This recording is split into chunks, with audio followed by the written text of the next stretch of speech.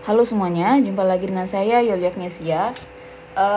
Kali ini saya punya mata kuliah baru, itu namanya pemodelan matematika. Jadi nanti mungkin video ini adalah ini adalah video pertama untuk mata kuliah pemodelan matematika. Semoga saya bisa bikin playlist untuk mata kuliah ini dan bisa membuat video pembelajarannya dari awal sampai akhir materi gitu ya. Baik, kita mulai. Pertama, untuk konsep dan klasifikasi model matematika. Oke, nah sebenarnya kita bahas dulu ya apa itu model gitu ya, atau sebelum kita bicara pemodelan matematika, kita sebenarnya harus kenal dulu apa itu model. Nah, sebagaimana yang kita sudah ketahui bersama ya, biasanya kalau kita mendengar kata model, misalnya ya, model gitu, model, ya itu kan sesuatu bentuk gitu kan ya, bentuk model berarti sesuatu bentuk yang merepresentasikan sesuatu yang lainnya gitu kan, bentuk yang merepresentasikan apa yang dia representasikan. Jadi si model ini nggak bisa berdiri sendiri nih, dia pasti punya sesuatu sumber inspirasinya yang lain gitu, bukan sumber inspirasinya ya, cuman lebih tepatnya dia memodelkan apa gitu, dia itu mewakili apa gitu ya. Nah, dalam hal ini si model kita ini ya, secara umum dia merepresentasikan sistem nyata gitu ya. Kita bisa sebut itu sistem nyata.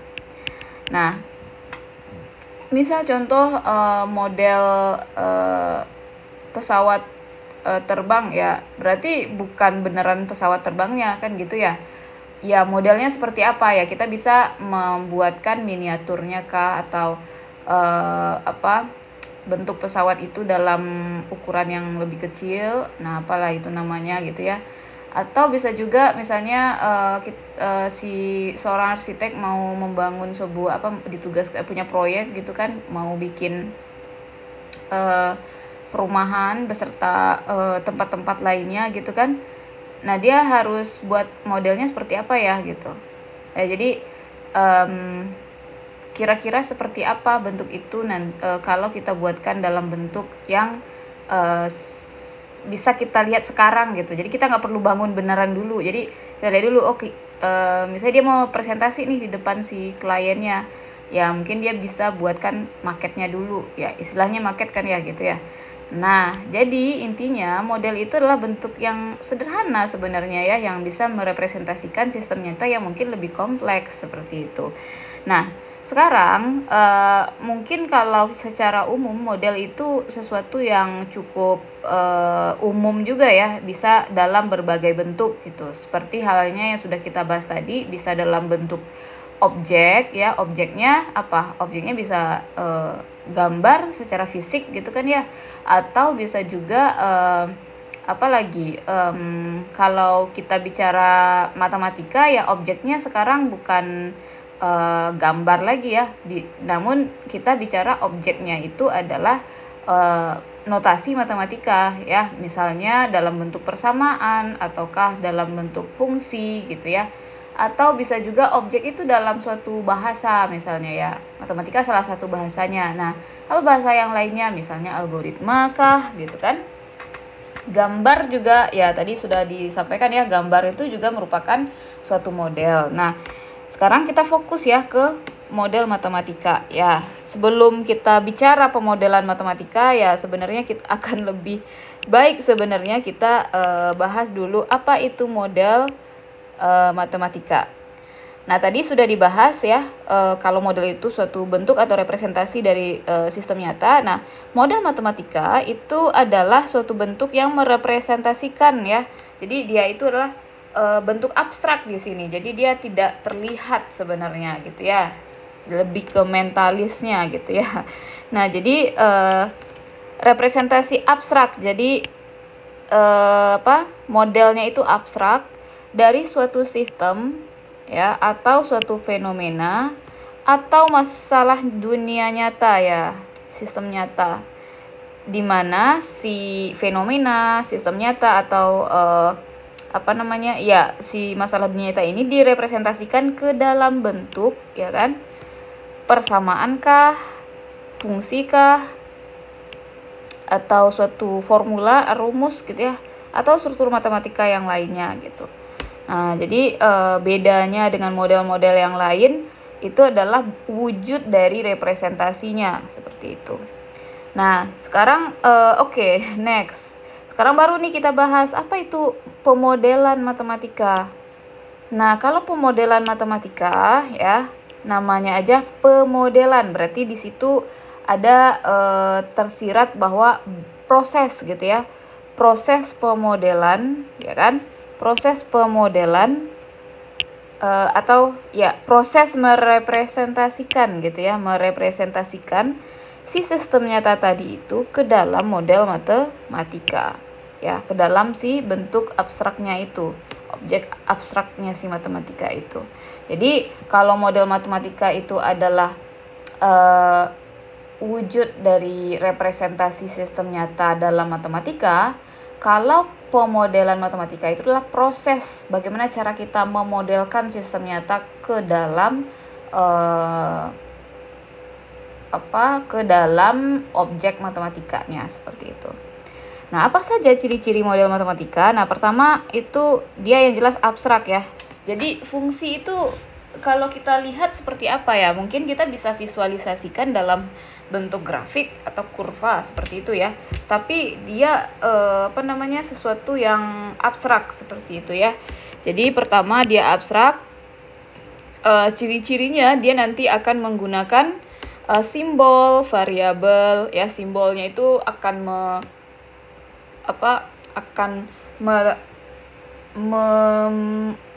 merepresentasikan apakah itu variabel dia dari simbol itu gitu kan, apakah dia operator, apakah dia parameter dan lain sebagainya ya. Nah, kemudian dia sederhana tentunya karena tujuan kita memodelkan salah satunya itu adalah menyederhanakan sistem nyata yang cukup kompleks mungkin ke dalam bentuk yang lebih sederhana agar bisa kita pahami lebih gampang gitu. Nah, kemudian prediktif ya, prediktif sifatnya atau ciri-cirinya. Apa maksudnya prediktif? Ya sebenarnya ini berhubungan dengan manfaat ya atau tujuan kita memodelkan juga. Jadi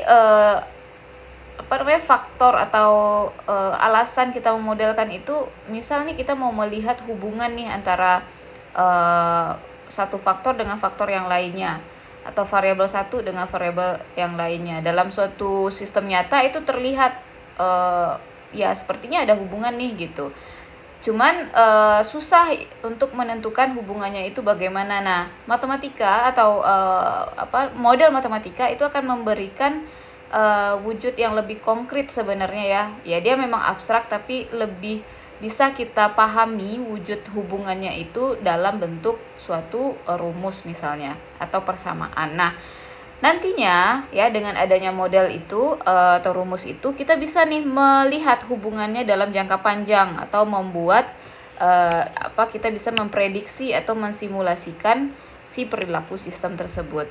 Nah, kemudian juga selain prediktif dia sifatnya itu, ciri-cirinya itu umum atau spesifik. Nah, dalam hal ini suatu model itu bisa berlaku secara umum ya atau dia itu bisa gitu ya. Nah, ini menerapkan prinsip-prinsip yang luas atau spesifik gitu. Spesifik mungkin dia hanya berlaku untuk satu wilayah saja, misalnya wilayah yang kecil atau untuk satu populasi yang kecil gitu ya. Jadi tergantung kasus tertentu gitu. Nah, jadi dia bisa berlaku umum atau bisa juga berlaku spesifik. Nah, sehubungan dengan tujuan yang sudah disinggung tadi ya, maka kita bisa merumuskan sebenarnya. Jadi pemodelan matematika itu apa sih sebenarnya tujuannya kita merumuskan model matematika itu? Pertama, nanti dengan adanya model matematika kita bisa nih menggambarkan perilaku sistem. Jadi kita bisa analisis ya, kita dari rumus matematika itu kita bisa ketahui kalau semakin, misal contoh ya, kita buatkan aja contohnya. Misal kita punya variabel y, di mana variabel y itu adalah 1/x. Nah, kita bisa lihat nih, ini mungkin sangat sederhana ya.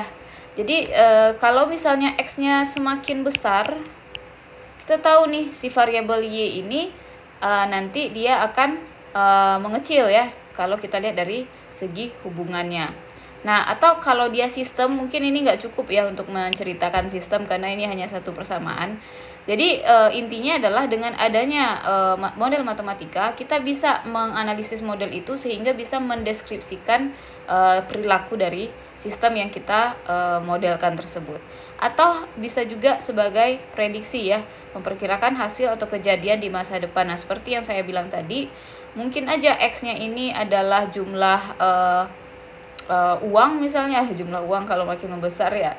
Atau misalnya jumlah populasi ya, X misalnya, Y-nya itu misalnya adalah ketersediaan makanan misalnya ya, kalau makin membesar contohnya si populasinya, apakah bagaimana uangnya ya kan. Ini kan ceritanya nggak berdasar ya kita membuatkan hubungan ini, tapi ini contoh sederhana saja ya yang mungkin tidak valid bisa jadi. Nah, ini makin ini membesar ya, ini makin mengecil. Jadi artinya kita bisa memprediksi, atau nggak usah lah kita lihat dari ketika dia menuju tak hingga, kita bisa cek kan, kalau misalnya dengan persamaan ini kita bisa cek, kalaulah misalnya kita punya X-nya itu adalah kalaulah X-nya itu sama dengan 3 misalnya, ya berarti kita bisa prediksi nih nilai Y saat X sama dengan 3 itu adalah 1/3 gitu. Atau yang lainnya, mungkin ini nggak terlihat tapi oke lah ya. Next, optimasi. Nah, optimasi ini maksudnya adalah ketika suatu model itu bisa memberikan kita jawaban dari permasalahan tersebut dalam bentuk optimasi. Misalnya kita mau meminimalkan biaya produksi, atau meminimalkan biaya transportasi misalnya, dan misalnya pengen memaksimumkan laba. Nah, jadi model matematika yang terbangun dari permasalahan kita, ujung-ujungnya nanti mau kita lihat ya, solusinya itu adalah untuk ya, misalnya si model itu tujuannya adalah untuk mencari solusi terbaik.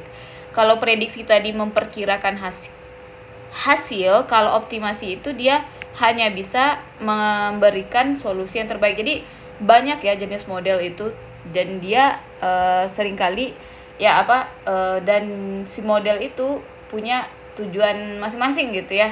Entah itu bisa mendeskripsikan perilaku sistem, entah itu bisa memperkirakan hasil jangka panjang, atau mengoptimasi, atau bahkan simulasi ya, meniru sistem nyata untuk pengujian atau analisis.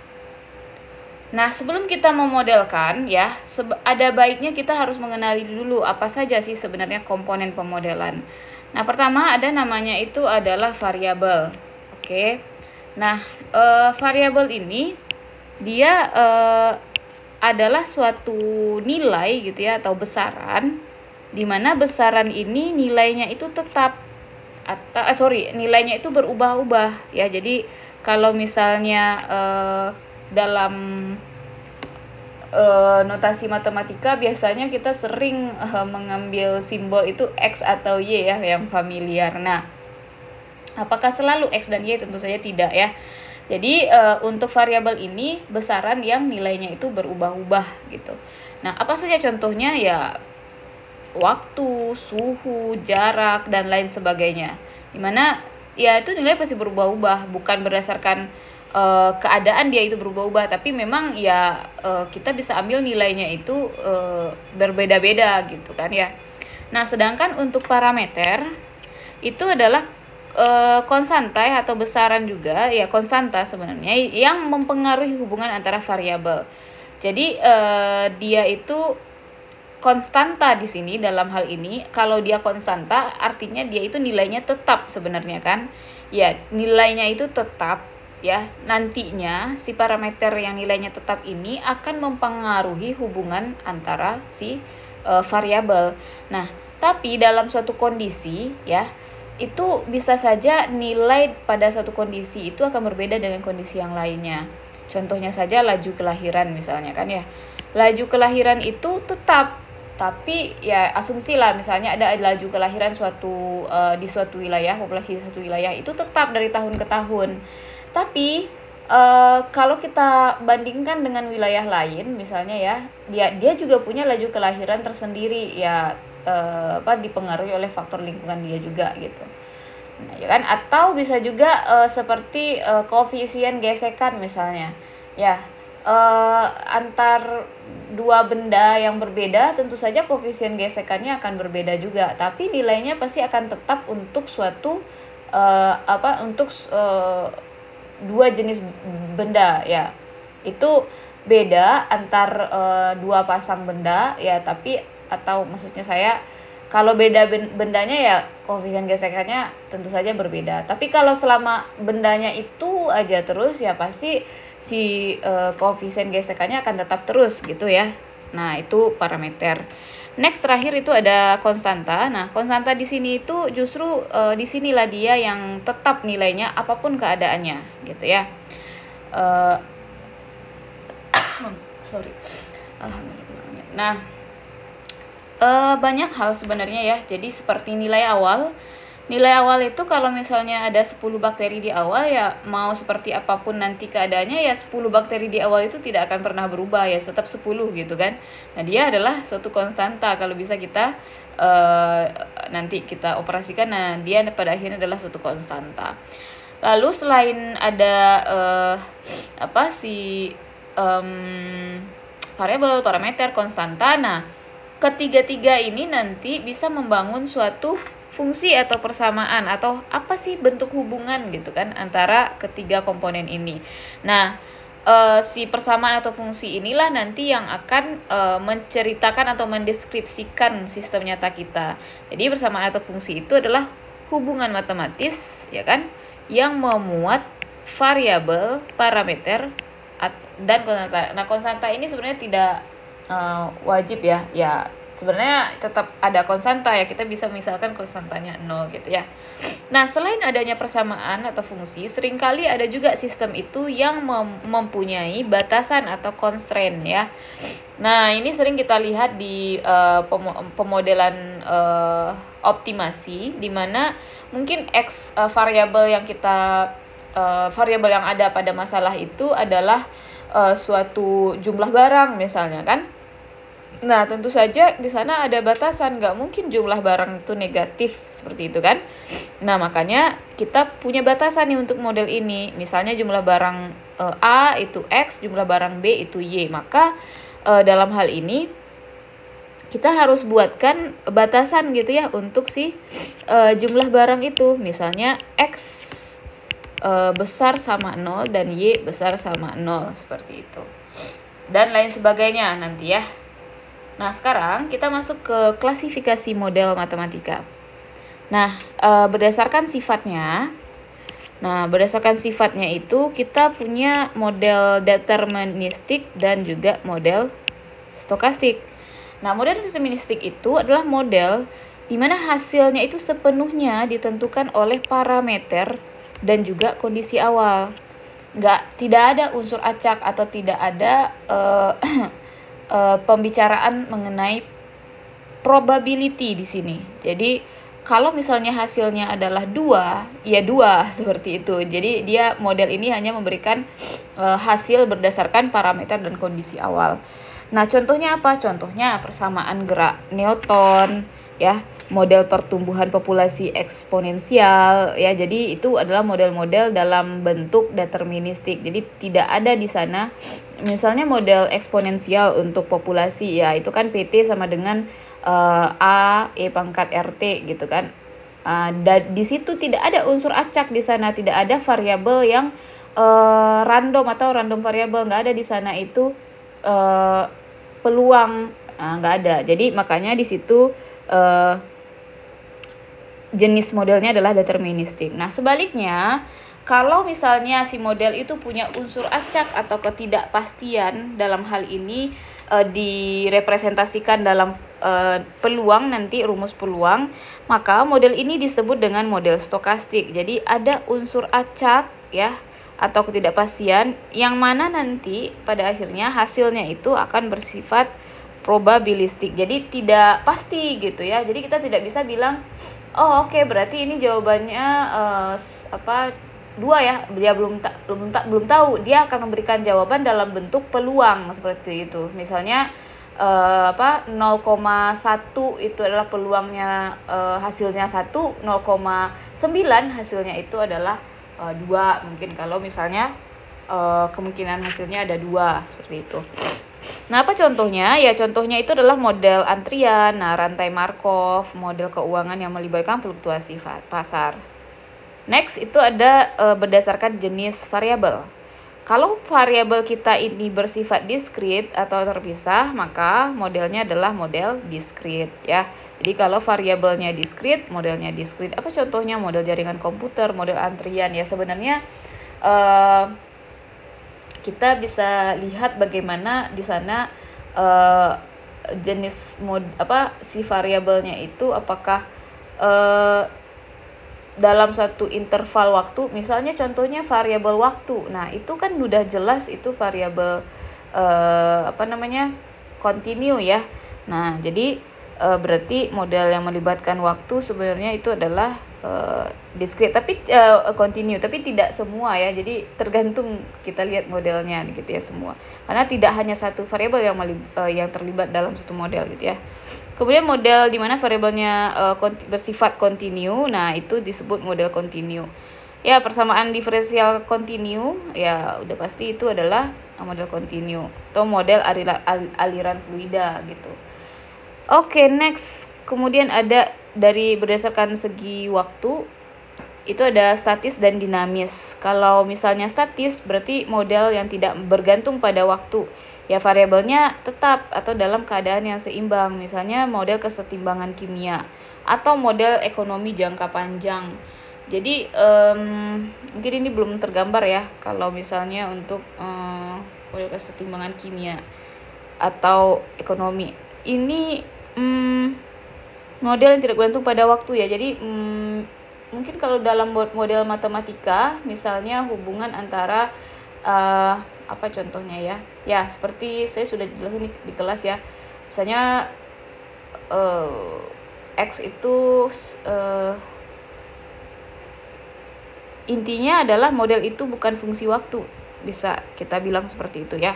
Sedangkan dinamis model yang bergantung pada waktu. Nah, ini contohnya model pertumbuhan populasi. Pasti nanti bunyi persamaannya itu nanti atau modelnya itu solusinya PT sama dengan ya, berarti si P ini bergantung terhadap waktu gitu. Atau persamaan diferensial gerak gitu kan.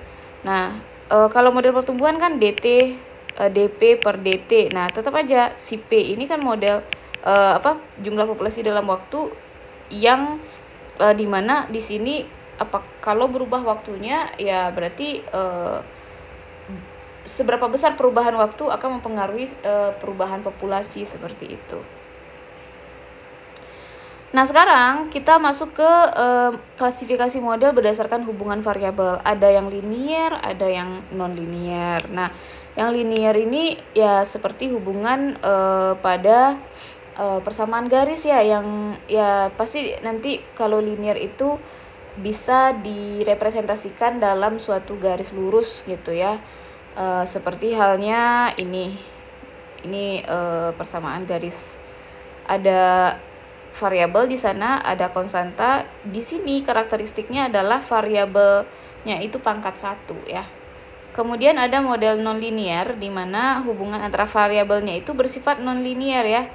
Ya, apakah ada perkalian antar variabel, dua variabel yang berbeda, atau justru variabel yang sama gitu ya. Nah, contohnya model pertumbuhan logistik ya, karena mengandung variabel yang berpangkat kuadrat gitu ya. Next itu berdasarkan area. Ya, tentu saja karena kita ini bicara pemodelan matematika, si matematika nggak bisa berdiri sendiri. Tentu saja dia merepresentasikan dunia nyata, di mana dunia nyata ini tentu saja berasal dari berbagai area gitu ya. Ada yang areanya fisika gitu ya, ada yang biologi yang kita modelkan, ada yang ekonomi, ada teknik, ada lingkungan. Jadi dalam hal ini tentu saja kolaborasi itu diperlukan ya, karena bagaimana kita bisa memodelkan suatu sistem dunia nyata kalau kita tidak mengenali dunia nyata itu gitu. Makanya kalau kita mau memodelkan bidang biologi, kita harus kenali dulu sistem biologi itu seperti apa gitu. Maksudnya sistem yang mau kita modelkan di bidang biologi itu seperti apa gitu kan ya. Kita harus mengenali dulu. Makanya model matematika atau orang yang sedang memodelkan ke dalam rumus matematika itu perlu juga pengetahuan di area yang dia mau modelkan ya. Oke. Sekian pembahasan kita untuk subtopik pertama. Semoga bisa dipahami. Terima kasih atas perhatiannya. Sampai jumpa di video selanjutnya.